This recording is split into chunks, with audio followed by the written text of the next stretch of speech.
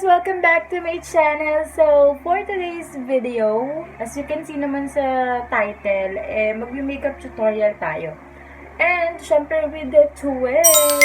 So, yung twist is, pag-uusapan natin, syempre, yung adulting stage. Kung paano ba hinaharap ng from teenager to adulting stage. Yung ganong eksena ng buhay natin. And, of course, bago yun, so, nabablanko. So, bago yun, mag-shoutout muna tayo. And, first, shoutout kay Ivan Manyaul. Grabe, lahat ng video ko siguro, sinabihan niya pa shoutout. Charot, pero nakakatuwa itong taong to. Kakasi ko to ng grade 7 and nakakatuwa talaga itong taong to. As in, alam mo yung loko-loko siya, pero may respeto siya sa amin. May respeto pa rin siya sa babae, sa teacher, sa kahit na sino. And that's good. And next is si Kuya Marco. Kuya Marco Bondok. Hindi ko alam kung bakit yung sabing pa-shoutout pero sige, ayan. Kuya Marco Bondok, pinsan po ng jowawers ko. So, hello dyan. See you soon. See you soon. Ganon. Tapos, si Ate Maki. Hello, Ate Maki. Really missed you na. And si Jonard, yung pinsan ko. Hello, John Leonard Ades na thank you so much sa pag-support sa akin. Sinishare niya talaga yung link ko dito sa video na to. And kay Jairyll Kris, thank you so much din kasi sinishare mo yung link ko dito sa vlog na to, sa yung videos ko. And love you guys! Please keep on watching and support me. As a new YouTuber, I really hope na sana marami pang mag-subscribe and mag-views kasi I know for a fact na hindi naman ganun ka-educational pero I just wanted to entertain you guys. So, let's go ahead and get started to do the makeup, bitch! So, for starters, habang makeup tayo, syempre, dapat pinag-uusapan na natin yung adulting stage. So, ano nga ba yung sinasabi natin adulting stage? So, by the way guys, before that, gagawin pa nating makeup ngayon is for summer. Summer makeup na medyo pack na pack, alam mo yun, yung pang-aurahan, pang-Instagram, pag-picture mo ng ganyan, ay wow, oh fresh, ganun. So, ano yung gagawin natin today? And let's start with, syempre, dapat hugas na yung mukha natin. And, gagawin natin to. This is the Dull Skin Sun Scare. Ito po yung ginagamit ko. Ayan. Ay, ayaw mag-focus. Ayan. So, ayan. Dull Skin Sun Scare. Sun Care. Alam ko, sunscreen eh. Sun Care pala. With SPF 30. So, it's really good to protect your skin. Yan. Ito talaga yung gagawin. Since summer something yung gagawin nating makeup. Ayan. And, ayan nga. Adulting stage. Mag-start tayo dun sa ano ba yung mga nararanasan natin bago mag-adulting stage. Especially me, I am already 19 years old. And once kasi nag-18 ka na, you are considered as an adult, right? So, you are independent enough. Yun yung mga ina-expect nila sa'yo na kaya mo na sarili mo kasi 18 ka na. But it really depends on you guys. It really depends, like, iba-iba naman kasi tayo ng kinalakihan. Yung iba, hindi pa sanay, hindi pa kaya na maging adult talaga, yung stand by their own, magtrabaho, mag-aral, magtrabaho ng para sa sarili nila. Yung iba hindi pa kaya ng ganun kasi okay naman yung situation nila sa family. Like, they are all supported of their parents, diba? So, iba-iba talaga yung mga pananaw natin. It's just that but syempre, we still experience that kind of maturity na ay, kailangan ko nang gawin to by my own. 'Di ba? And ako, dahil pasaway din ako minsan, kasi nag-stop ako, dapat first year college na ako ngayon, siguro first year college na ako ngayon, iniisip ko yung SEM eh. Pero yun nga, so, by the way, bago ko ikwento, ayan, ito ulit, BB cream, gano'n. So, ayun nga, guys, nag-stop ako kasi I'm so undecided kung ano ba talaga yung course na kukunin ko. But I really like BS Architecture. And yan din yung isa sa pinakamahirap pag ikaw ay nasa adulting stage na. Tipong pa-college ka na. Kasi hindi ka pa sure dun sa mga gagawin mo. Andun ka palagi sa stage na hindi ka sure. Tulad yan, yung pagpili mo ng course, sigurado ka na ba talaga sa course na yun? Kasi ang dami natin kinoconsider eh. Una sa lahat, financial. Pangalawa, kung kakayanin mo ba, 'di ba? Kung yun ba talaga yung gusto mo. Ang dami natin kinoconsider. Sa ang school ka ba papasok? 'Di ba? Yun talaga yung kinoconsider natin. And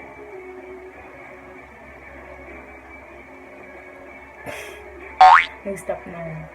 And yun nga, syempre, sa dami ng kinoconsider natin, minsan, nabablock na tayo, hindi natin alam kung ano yung gagawin natin. And yun yung isa din sa pinakamahirap, which is yung decision making as an adult or as a young adult. Parang ganun kasi yung stage natin. I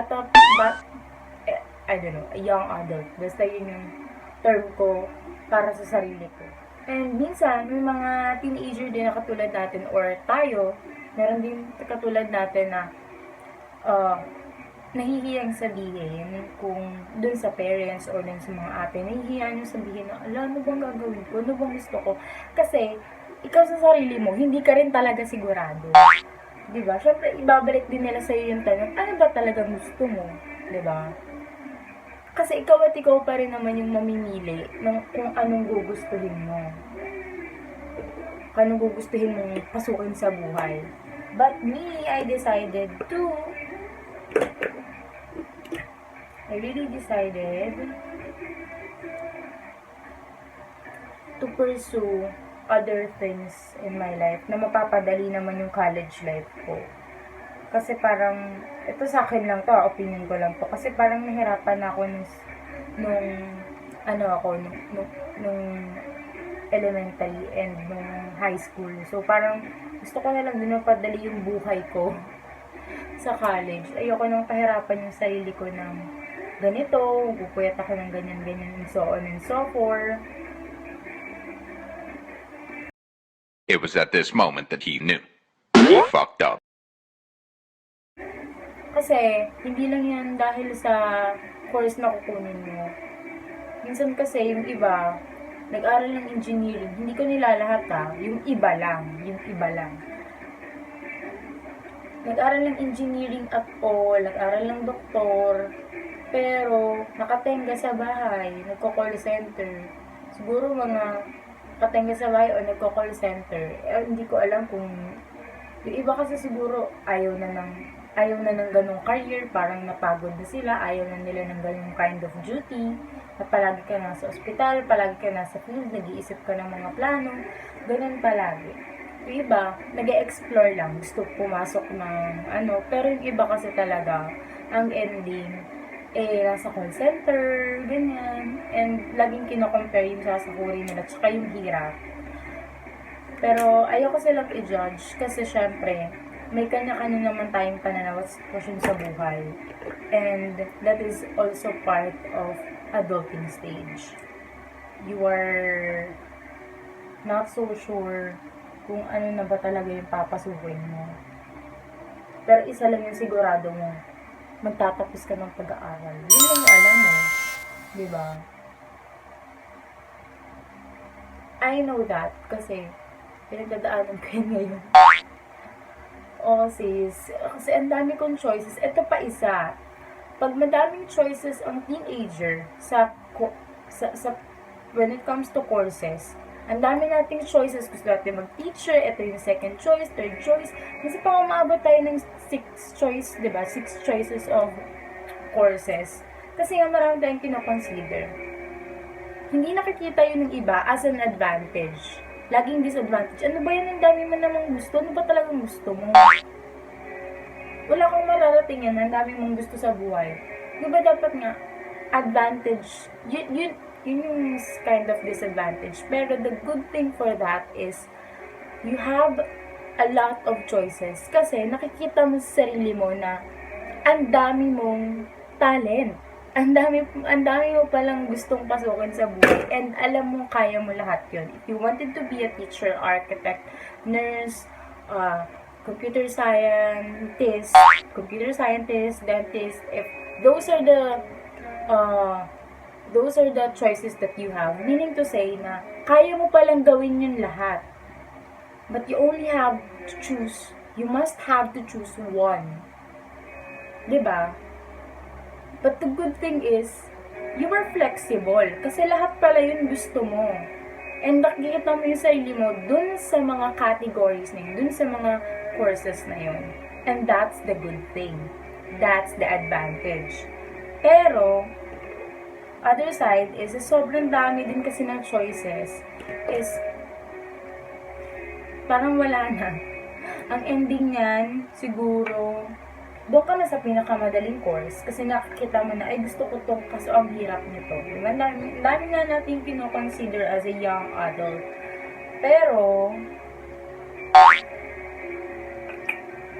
syempre, makikinig pa rin tayo dun sa mga advice ng iba. Kasi nga, we are not that kind of people na kaya na nating supportahan yung sarili natin. Wala. Makikinig pa rin tayo, syempre. Yun yung mas okay. Kung sa tingin nyo naman na okay naman yung ano nila. Oh, by the way, before I continue that kind of topic, ito naman yung gagamitin ko is from Vice Cosmetics, Aura Duo, Prankster. The good thing for this is, okay naman siya. I forgot the price. Pero okay siya kasi may highlighter and may pang blush on. Pwede din siyang pang eyeshadow. But I'll mix it. So, yun nga. Yun nga, guys. Sa mga graduating dyan ng, oops, hold on. Wait lang. Hindi pala siya carry. So, dito tayo sa... Kasi hindi siya masyadong halata. Medyo brown kasi yung ko. Ayos ko sa part na yan. So, gagawin natin ito.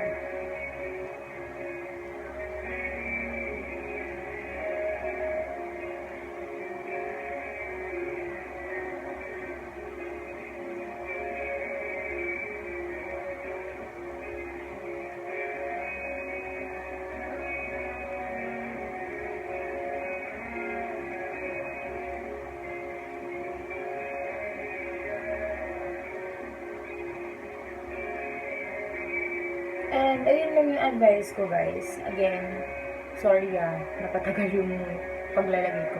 And, ayun lang yung advice ko, guys. Kung super undecided kayo, unang-una yung i-consider is financial muna. Wait lang. Kaya ba to? Gusto ko mag-architect. Kaso, ang daming kailangan pag-architect ka. Ang daming kailangan na gamit. Gamit pa lang, mapapamahal ka na.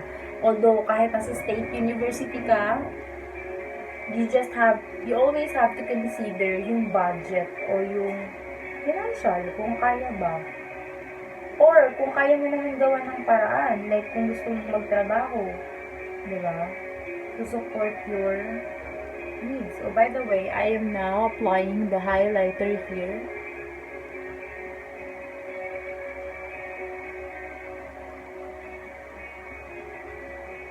Which is, kung kaya nyo naman guys, na kayo na yung mag-support nung kahit yung allowance nyo. Halimbawa, part-timer kayo. Kung kaya nyo naman, why not? Diba? Second is, second na kailangan nyo i-consider is, gusto nyo ba? Ano ba yung gusto nyo course? Yun yung kailangan nyo i-consider. Gusto ko ba talaga to? Ito yung mga gagawin. Magda-dissect kami kasi mag-nurse ako. Gusto ko ba yung ganun mga ano, baka pag nandun naman ako, umayaw ako kasi nadiri ako sa palaka. Di ba? Mga ganun. Mga mamaya, syempre, ano yan eh, tulad sa marine, yung iba hindi marunong lumangoy. Diba? Hindi tayo marunong lumangoy kasi we live in city. Wow. So, ayun, hindi tayo marunong lumangoy. Yung, syempre doon, tuturuan ka naman nila. Ganon din naman sa kapag nursing ka or kung gusto mo talaga mag-architect or yung sa drawing, kalimutan ko yung isang course for drawing. Ayun, kung gusto mo talaga mag-drawing and kailangan mo turuan yung sarili mo, kailangan mo magsikap, mag-YouTube ka, manood ka, ganon. And, dito na yan, sa 2.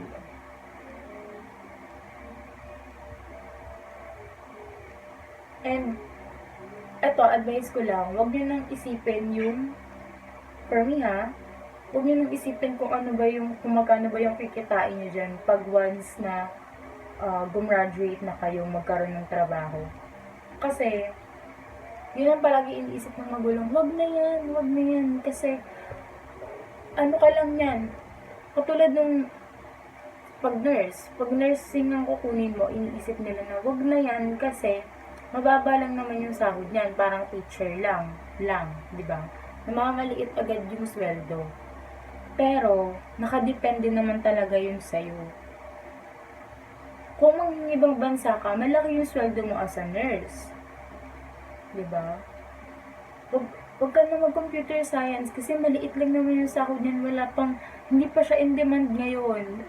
Pag graduate mo, in demand na yan, te. Diba? Huwag ka na mag-architect kasi masyadong mahal. Tsaka, mag-engineering ka na lang kasi mas malaki ang sahod nun. Guys, oo, malaki ang sahod ng engineers. Pero, nakadepende pa rin yun sa'yo. Saang kumpanya ka ba papasok? Tsaka, kung paano mo didiskartehan. Hindi naman kasi yan yung pagka-graduate mo, meron ka na agad trabaho. Nakadepende pa rin yun sa diskarte mo. Once na, nakagraduate ka na. Kasi, ang daming graduate ng doktor, ng attorney, ganyan. Pero, hindi naman sila agad nakakakuha ng trabaho. Hindi naman agad sila nakakapasok sa law firm, sa architectural firms. Kasi, wala eh. Kulang sa diskarte. Minsan ganon. So, nakadepende yun sa inyo. Kaya huwag nyo munang iisipin, ay mababa yung sasahurin ko doon. Diba? You have to consider first kung ano ba talaga yung gusto mo.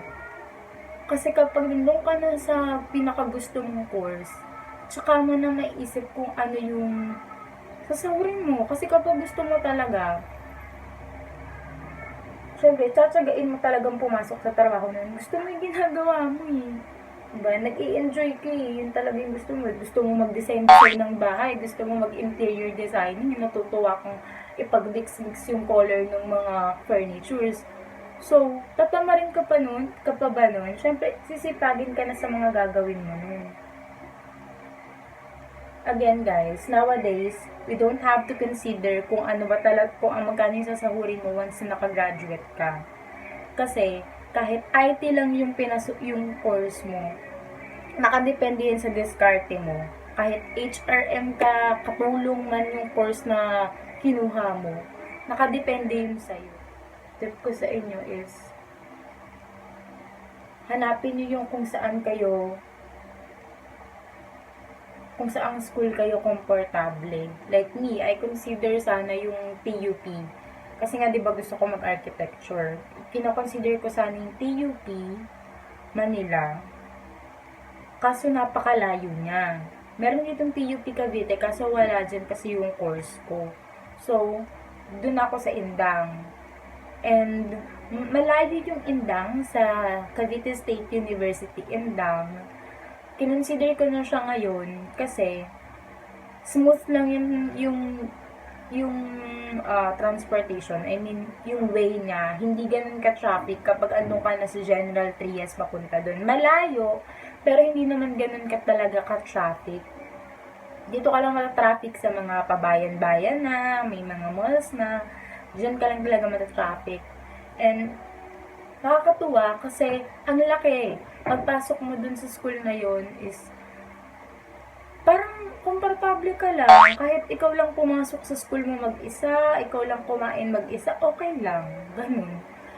Hindi ka tulad ng ibang schools na parang, wala akong pero, yun nga, yung iba kasi ng schools parang maiilang ka dun sa environment, ganun. Dun kasi komportable na ako and okay na ako dun. So, ayun, pipiliin nyo din yung ganong school, at saka kung pasok ba sa budget ninyo yung tuition fee.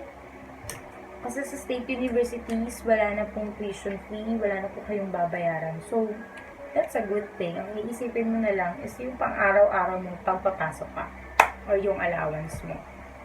So, ayan na. Oh my God, mukha akong sinapok dito sa kabila.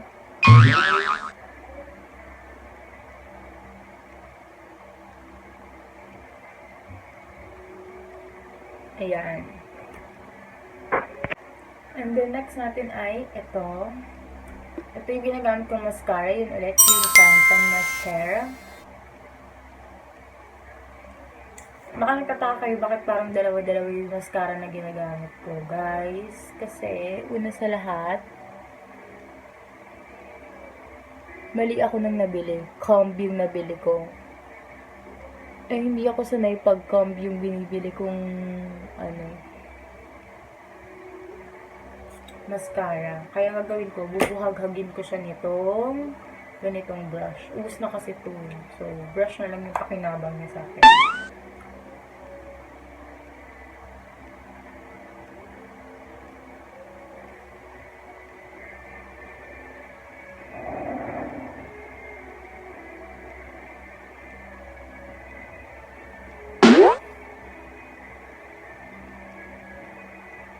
So, ayun lang naman, again, recap tayo kung ano ba yung mga kailangan i-consider. First is financial. Second is kung gusto mo pa talaga yung course.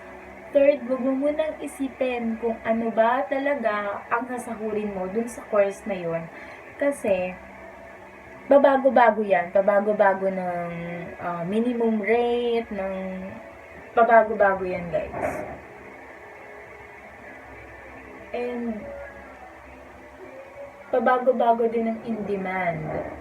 Kaya, piliin nyo talaga kung ano yung gusto nyong course. Third is, ayun nga, yung university na papasukan ninyo. Isipin nyo din kung komportable ba kayo doon, mas okay ba sa inyo yung ganun na magko-commute kayo, magbabas kayo, or whatsoever. Pasok ba sa budget din ninyo yung ganung pang-araw-araw kasi magkano rin yung isi-spend nyo na pera pag papasok na kayo sa allowance pa lang, di ba? So, yun lang naman yung mga dapat natin i-consider. And, by the way, for this kind of makeup, hindi naman ako totally ayun nga, sinasabi ko na, nung last makeup tutorial ko pa, sinasabi ko na hindi talaga ako makapal mag-makeup. And I avoid na makapal yung pag-makeup. Kahit bonggang-bonggang event pa yan. Kasi, madali pong humulas yung mukha ko pag makapal yung makeup. Lalo na medyo oily ako dito sa T-zone. Sobrang oily ko dyan. Kaya, I really avoid that. Ayun na.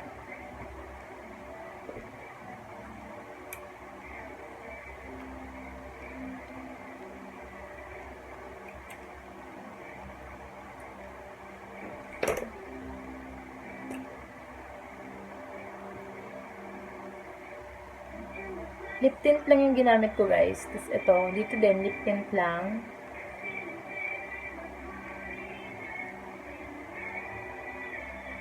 Kasi nga, for this summer, ang goal natin is yung long lasting and tumatagal, yung hindi ka mahuhulas, yung ganung type of makeup. And mag-add lang tayo ng highlighter para bongga dito sa part na to. Dito.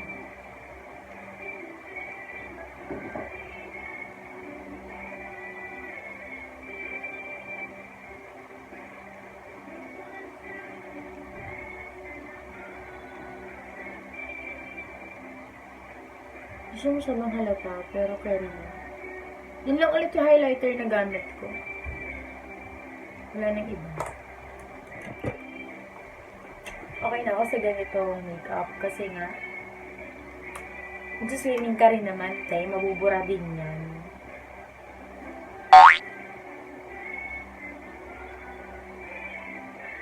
Or kung mag-makeup, kung mag-picture-picture lang din naman kayo, okay na rin.